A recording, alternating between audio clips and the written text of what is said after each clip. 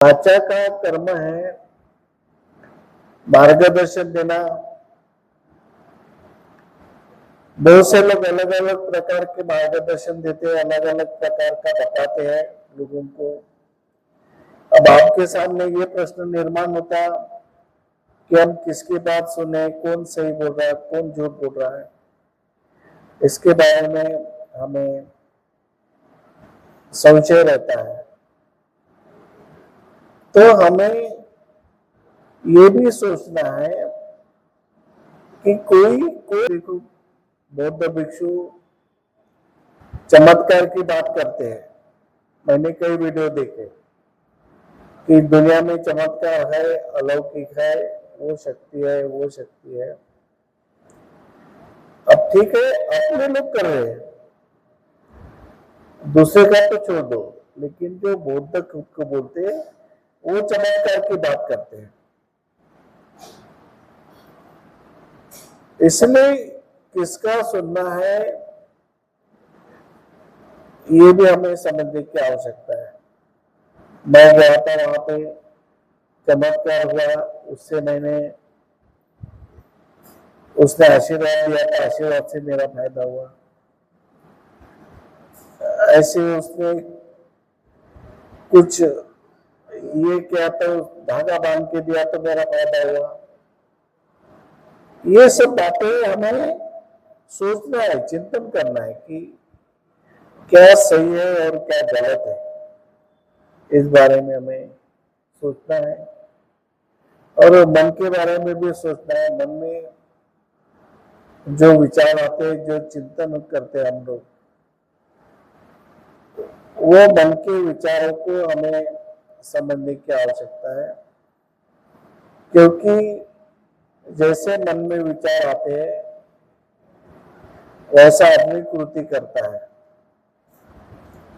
मन में पहले विचार आते हैं और वो मन में जो विचार आते हैं उसे दूसरा आदमी काम करता है। इसलिए जो विचार आते हैं उस विचार को हमें समझने की आवश्यकता है। जो कौन से विचार आते हैं, कैसे विचार आते हैं, काम के विचार है या बिना काम के विचार है, ये विचार समझ के हमें काम करना है। अच्छे विचार है तो उसको एक्सेप्ट करो, गलत विचार है तो उसको छोड़ दो। ये तीन प्रकार जो कर्म होता है, उस कर्म के बारे में हमें हमेशा सतर्क रहने की आवश्यकता है।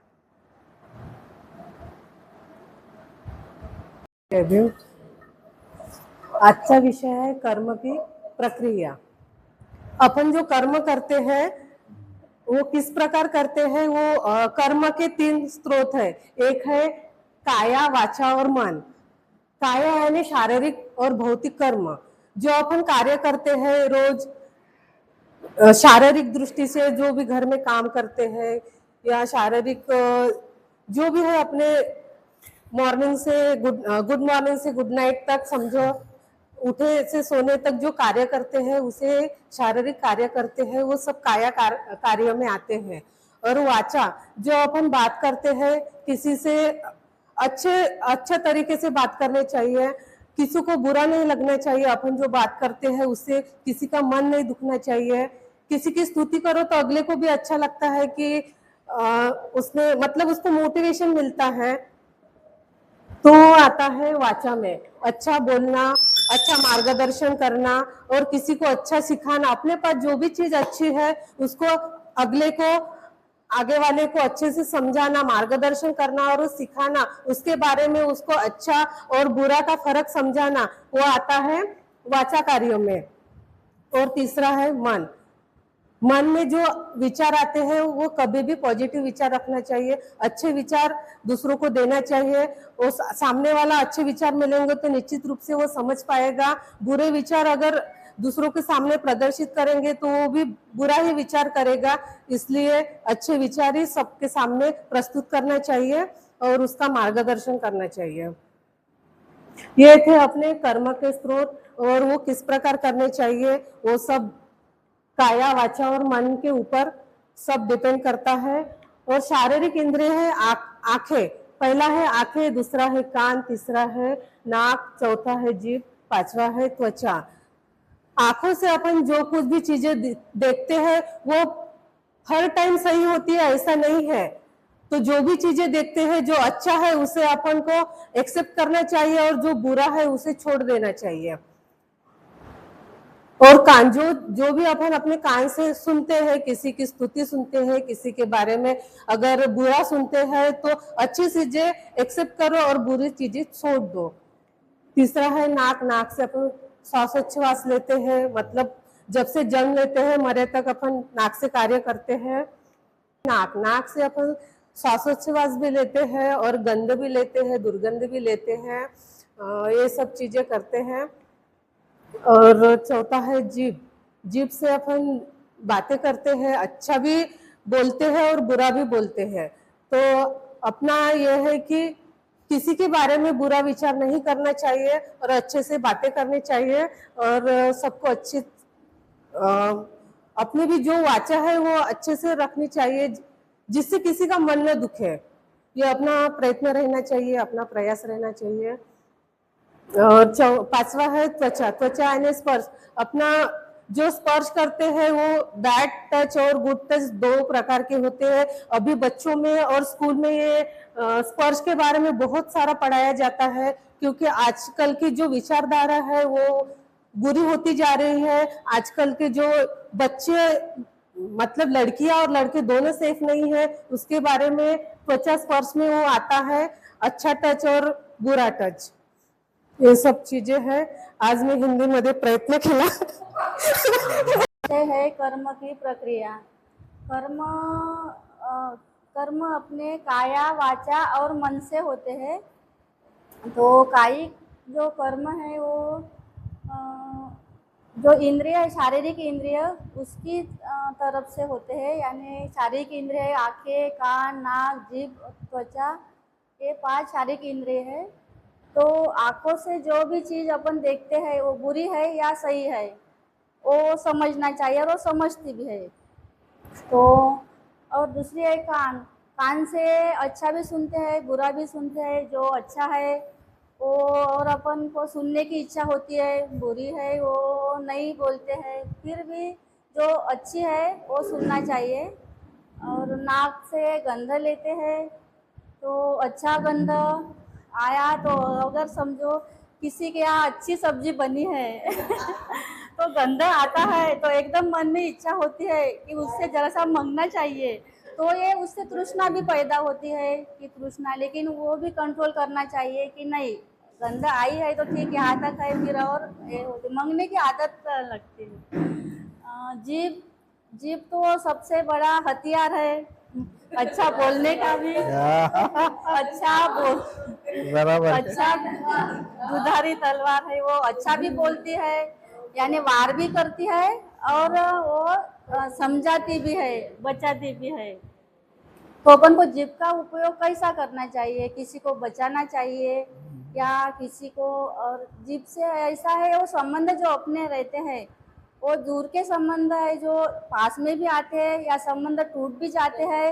एक अपन अच्छा बोलो अपने जीभ से यानी मुंह से, तो किसी के संबंध बढ़ जाते हैं या किसी को अच्छा मार्गदर्शन भी मिलता है। और बुरा बोलो तो पास में रह के भी दूर जाते हैं कि वो बोलते हैं अरे ये अच्छी नहीं बोलती, इसकी बातें कड़वी लगती है, अच्छा है वो।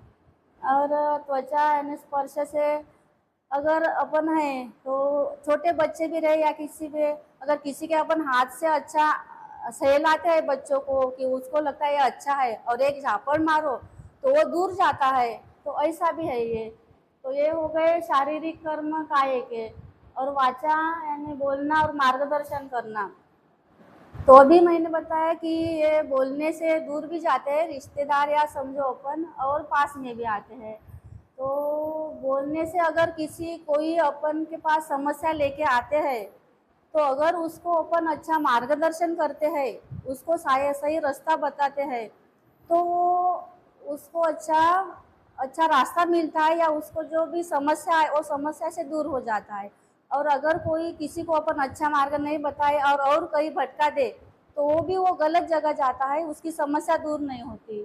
तो अच्छा मार्गदर्शन करना, शिक्षा करना ये अपन के वाचा से है। और मन मन जो है वो तो एक जगह टिकता ही नहीं है, वो हमेशा भटकता रहता है, चंचल है मन सभी तरफ। कभी अच्छे विचार आते हैं, कभी बुरे विचार आते हैं, कभी कौन से विचार, कई भी विचार आते हैं। तो अपन मन को कहाँ पे टिकाना है, कहाँ पे केंद्रित करना है, अपने हाथ में है। तो अपन अच्छी किताबें पढ़ सकते हैं, अच्छा मोबाइल पे भी अच्छे जो है प्रवचन समझो या कुछ भी सुन सकते हैं, या टीवी है। टीवी की तो ऐसी जरूरत नहीं है, लेकिन फिर भी टीवी भी अपन मार्गदर्शन के तरफ से न्यूज वगैरह जो है अच्छी वो सुन सकते। हर तरफ के दो प्रकार है, एक अच्छा और एक बुरा। तो अपन को क्या करना है, क्या लेना है, वो अपने हाथ में है। तो ठीक है, अभी ये आज का वैसे कर्म की प्रक्रिया काया वाचा मन से होती है वो मेन। तो अभी मैंने पहली बार हिंदी में बोली, पता कैसे, तो ठीक है, थँक यू वो। माझं नाव निकिता डेकाटे. मी गावाकडची आहे. चिमूर तालुक्यामध्ये एक शिवणपायली नावाचं गाव आहे. तर इथे मला माहीत झालं, मी फर्स्ट टाइम आली होती इथे. तर भंतेजी सोबत बोलून मला माहीत झालं की इथं हर सॅटर्डेला शिबिर राहते. लास्ट टाइम आली होती, पण मला इथं म्हणजे बोलायची इच्छा तर होती, पण मला समजत नव्हतं की मी काय बोलू एवढ्यांच्या समोर. पण आता मी ट्राय केलं थोडंफार बोलायचं म्हणून. तर आजचा विषय आहे कर्म की प्रक्रिया. कर्म से भंतेजींनी सांगितलं आहे की किए हुए कर्म अच्छे भी होते हैं और बुरे भी होते हैं. तर आपल्याला कोणते कर्म करायचे आहे तर समजतेस ना, चांगले कर्म किंवा वाईट कर्म. चांगले कर्म जर आपण केले तर आपल्या पुढच्या पिढीमध्ये जेवढे जे भी जन्म होतील आपले, तर तेवढे चांगल्याच जन्मामध्ये होते. अजून माझे प्रकार आहे काया, वाचा आणि मन. कायामध्ये शारीरिक भौतिक कर्म. शारीरिक म्हणजे शरीराने केलेले कर्म माहित आहेत. वाचा म्हणजे बोलणं, आपण चांगलं बोलतो किंवा वाईट बोलतो हे आपल्यावर डिपेंड करते. चांगले आपण जे दुसऱ्यांना चांगलं मार्गदर्शन करू तर आपल्या मार्गदर्शनाचा कोणाला फायदा झाला पाहिजे, तर त्याला चांगलं मार्गदर्शन केलं तर दुसऱ्यांना फायदा होते. आणि वाईट मार्गदर्शन केलं तर आपल्या जवळ सुद्धा कोणी येणार नाही. आणि मन चिंतन, आपलं मन हे भटकतं राहते. कोणते बी विचार येतात आपल्या मनामध्ये, तर आपण चांगले विचार आले पाहिजे आपल्या मनामध्ये आणि आपण चांगलं बी सांगितलं पाहिजे. आणि शारीरिक इंद्रिय सांगितलंय, म्हणजे डोळ्याने जे पाहतो आपण, चांगलं बी पाहतो वाईट बी पाहतो, पण आपल्यावर आहे डिपेंड चांगलं घ्यायचं किंवा वाईट. आणि कान, नाक, जीभ. कान ऐकतो, चांगलं बी ऐकू शकतो आणि वाईट पण. नाक श्वास चांगला बी घेऊ शकतो आणि वाईट पण. बरोबर आहे. जीभ पण बरोबरच आहे ना. ते आपल्याला आपण चांगली पण चव घेऊ शकतो, आंबट गोड वगैरे, तिखट खारट काही. त्वचा, स्पर्श आपल्याला शाळेमध्ये शिकवलं लहानपणापासूनच. Touch, good touch, bad touch. झालं. थँक्यू. सम्यक संबुद्ध और अखिल विश्व नेता सिंबल ऑफ नॉलेज परम पूज्य डॉक्टर बाबा साहब अम्बेडकर को त्रिवार पंचांग प्रणाम के साथ आज ये सभी उपासक को मेरा मंगल मैत्री अभिवादन. सप्तम जय भीम, नमो बुद्धाय. माझं नाव भंते सुमंगल मोदी आहे. मी उड़ीसामध्ये राहतो. तो यहाँ जो हमारा दिया गया विषय कर्म की प्रक्रिया, तो कर्म की प्रक्रिया जैसे गृहस्थ के 4 नियम होते हैं. तो पहला जो नियम है कि किसी को अन्याय ना करके और किसी का नुकसान ना करके और जो मेहनत करके यानी पसीना बहाकर धन का मालक होना, ये पहला है.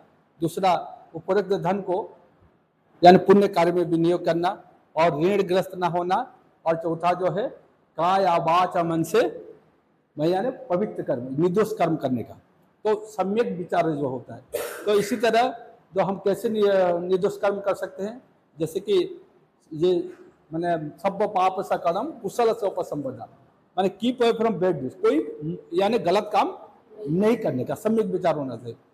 तो ये सब पाप सकर्म कुशल यानी अपने कुशल भावना पैदा करना और उसके बाद सचित्त अपना मन या चित्त को परिशुद्धि निर्मल करना. तो यहाँ बनते जी बहुत बारीकी से बताए। तो ये जो शारीरिक कर्म जो इससे जो होता है, काया से सांसारिक भौतिक कार्य होता है। तो आंखें जो होता है, तो ये इंद्रिया को बस में लाना बहुत जरूरी है।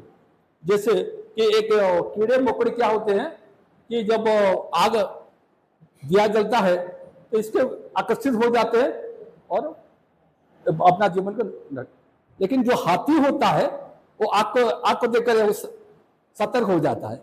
तो इसी तरह हमको सतर्क होना है। तो इसी तरह दूसरा जो है कान यानी श्रवणेंद्र जो होता है, जैसे यानी जो मृग हिरन का, वो क्या कोई अगर शिकारी आता है तो वो सुनकर उधर पहुंच जाता है, अपने बस में रख नहीं पाता है, तो वहां जो पहुंच जाता है तो नजदीक पाकर उसको मार डालता है। तो ऐसे हमारे में यानी हर जो सुनते हैं वो सुनाई चीज को हम जो मानते हैं, जैसे कहा नहीं जाता है यानी असत्य को बार बार प्रचार करने से कालांतर में सत्य हो जाता है। अब अगर हम बेवकूफ हो गए, अपने स्क्रू का ढीला हो गया, तो बस उस मकड़े जाल में हम फंस जाते हैं। तो इसी तरह कान जो है, कान का इंद्रिय का सही इस्तेमाल करना है। उसके बाद नाक जो होता है, तो नाक घ्राणेंद्रिय जिसका यानी वो प्रबल होता है। तो घ्राणेंद्रिय प्रबल होने से और ये जो जीभ यानी स्वादेंद्रिय प्रबल होने से और ये त्वचा जो होता है, तो इसका उदाहरण कान से ये हुआ और जीभ से हुआ क्या, जैसे इसका ये यानी जो मछली जो होता है, तो मछुआरा क्या करता है, लाठी पकड़कर वहां तो बैठा रहता है, लेकिन मछली उसके तो वो देखता है कि एक मछली के बाद एक मछली भागता जा रहा है, लेकिन वो क्या आकर्षित होकर फिर उसमें फंस जाता है। यानी अपने बस में इंद्रिया जो संयम करना बहुत जरूरी है। तो जीभ के वह इसके बाद वह त्वचा का मतलब स्पर्शेंद्रिय जिसका प्रबल होता है। तो हाथी बहुत बड़ा होता है, तो हाथी को पकड़ने के लिए और जो महंत जो होता है वो क्या करता है, ये महावत जो होता है वो हाथी को फंसाने के लिए एक ऊपर गड्ढा खुद कर रखता है और एक जो मादा हाथी को उसके सामने लेता है। तो वो क्या होता है कि वो आकर्षित होता है उसके, यानी जो काम सुमिच्छाचार बेराम है, यानी हमारा जो मोह होता है किसके ऊपर, मरा हुआ आदमी को अगर हम ज्यादा श्रद्धा करेंगे तो मानसिक बीमारी होता है। और फिर एक जो विपरीत पुरुष होते हैं, एक आदमी एक औरत एक नर नारी के जो ज्यादा आकर्षित हो जाने से दुखदायी होता है। तो इसलिए तो ये जो है ये ऐसे ही एक जो यानी हमारी बीमारी है। तो इसलिए इस तरह हमारे जो ये काया वाचा मन से हम जो पवित्र कर्म करने का, तो ये जो सिद्धांत, तो जैसे कि प्रत्युत समुत्पाद कहा जाता है या कार्य कारण भाव। तो इसी तरह तो बहुत खुशी लगा, आज बहुत दिन से बंटी जी भी मुझे बोल रहे थे आने के लिए, और वो बहुत आज का क्लास भी बहुत, इसलिए यानी मुझे ये जो मौका मिला है इसलिए मैं साधु वाजनाथ और अपने परिवार जो कर्म जो है वो कर्म मनुष्य का कर्म माना जाता है। मनुष्य जो कर्म करता है उसको कर्म समझा जाता है। जो प्राणी है, कुत्ते पालते हैं, वो कोई घोड़ा पालता है, ये भी प्राणी है, उनके कर्म को बुद्ध धर्म में लागू नहीं होता। तो प्राणी का कर्म अलग होता है, जैसे हाथी काम शेर करता सर्कस में, वो कर्म अलग है, उसका बुद्ध धर्म में कर्म का सिद्धांत में वो उनका काम नहीं आता है। तो बुद्ध धर्म में जो कर्म सिद्धांत है वो मनुष्य के कर्म के बारे में ही है, मनुष्य के कर्म को ही कर्म सिद्धांत मानते हैं। क्योंकि उस कर्म सिद्धांत इसलिए कहते हैं कि उसका फल मिलता है, उसका फल मिलता है। बुरा कर्म करेगा तो बुरा फल मिलेगा, अच्छा फल कर्म करेगा तो अच्छा फल मिलता है। लेकिन प्राणी जो होते हैं उनको इस बात की समझ में आती क्या, उसको जैसा पढ़ा वैसा पढ़ेगा वो, उसको ये नहीं समझ में आता कि अच्छा काम है ये बुरा काम है, वो खुद ये नहीं कर सकता। तो इसलिए बुद्ध धर्म में इंसान के कर्म को सही में कर्म सिद्धांत माना है। तो इसलिए इंसान जो काम करता है, जैसे मैंने कर्म किया, जैसे मैंने कर्म किया, तो कर्म का एकदम परिणाम निकलेगा क्या? कर्माचा फळ मिळेल का? कर्म केल्याबरोबर कर्म के बराबर फल मिलेगा अपने को? हाँ? जैसे कर्म करेंगे फल तो मिलेगा, लेकिन कर्म करे के बराबर फल मिलेगा क्या? जैसे हम कई गवर्नमेंट कई जॉब करते हैं, तो हम 1 महीना कर्म करते हैं, उसके बाद में उसका फल अपने को पेमेंट मिलता है। तो कभी जल्दी मिलता, कभी देर से मिलता है, लेकिन फल मिलता है। तो जो फल मिलता है वो उसके बीच में कारण रहता है।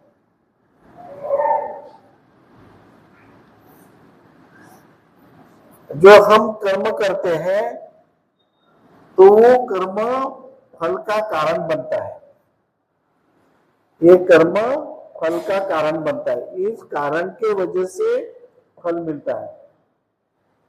जैसे तुम दिन भर घूमते रहो मार्केट में, किसी को आदत रहती तो वो सवेरे उठे बराबर खाना खाए। कुछ लड़के रहते कहीं भी घूमते रहते हैं, इसके यहाँ जाएंगे, उसके दोस्त के यहाँ जाएंगे, वहां बैठेंगे, फिर वहां से उठ के वहां जाएंगे। वो दिन भर काम करते रहते, घूमते रहते। कोई किसी को आदत रहती ज्यादा बातचीत करने की, तो दिन भर बातें करते रहते, किसी की स्टोरी बताएंगे, किसी को कुछ बताएंगे, तो बातें करेंगे, लेकिन उनके कर्म का कारण नहीं बनता। कारण बनता क्या? कारण नहीं बनता। इसका कर्म व्यर्थ जाता है। ये जो दिन भर घूमते हैं ना, कभी कभी एक आधी लेडीज रहती है, अब उसको कोई काम नहीं रहते, तो फिर वो सवेरे उठती है, उठने के बाद में फिर उसको किसी दूसरे के घर में चली जाती।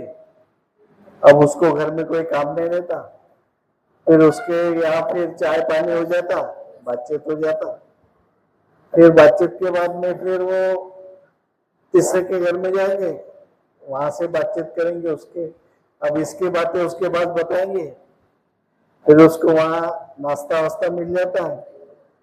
फिर वो घूमते घूमते फिर आएंगे, खाना पकाने का समय हो जाएगा, घर में आएंगे खाना पकाएंगे, फिर खाना पकाने के बाद में और उसको टाइम रहता, फिर शाम को किसी के घर में जाएंगे। तो ये जो काम रहता है तो उसका कारण नहीं बनता। काम तो करता है लेकिन कारण नहीं बनता।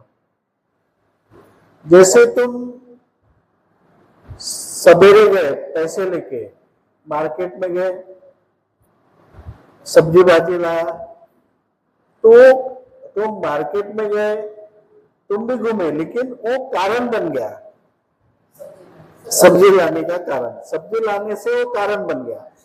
अगर सब्जी नहीं लाते, मार्केट में ऐसे घूमने जाते, तो कारण नहीं बनता है। जैसे अभी सवेरे जो किसी को घूमने की आदत रहती, सवेरे घूमते शाम को घूमते, तो वो उसका एक कारण बनता है कि सेहत ठीक रहती।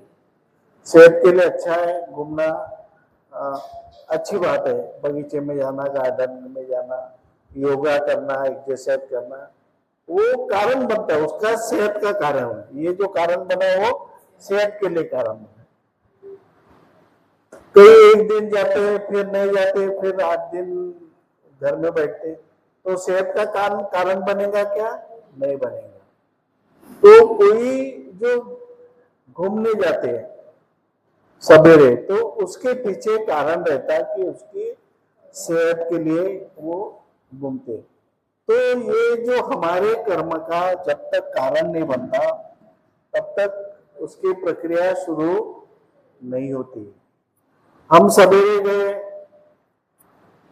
किसी के घर में काम किया, सवेरे सवेरे थोड़ी पढ़ाई की, तो पढ़ाई करने से क्या हुआ, हमारे दिमाग में ज्ञान की वृद्धि हो गई, हमारा ज्ञान बढ़ा।